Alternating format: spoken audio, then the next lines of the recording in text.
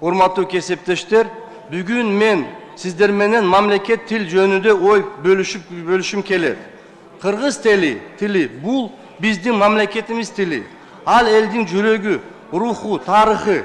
Ар бир жаран улуттана карабастан мамлекеттик тилди урматтап, колдонуп, үйрөнүшүп керек деп ойлоймун.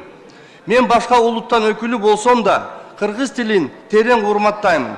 Бул тил аркылуу мен кыргыз элинин салтын, маданияттын жана тарыхын үйрөнүп келем.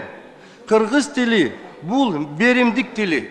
Кыргыз тили бизди бириктирип турат.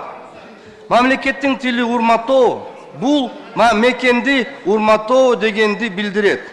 Кыргыз тили үйрөнүү бул мыйзамдан талабыга эмес, жүрөктөн чыгыш керек.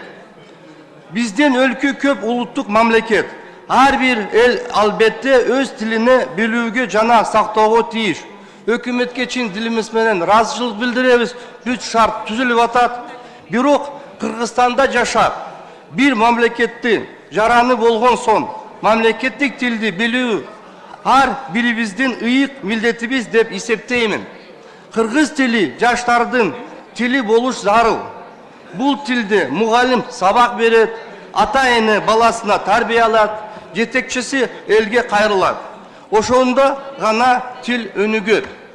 Депутат катары мен кыргыз тилин өнүктүрүүгө даярмын.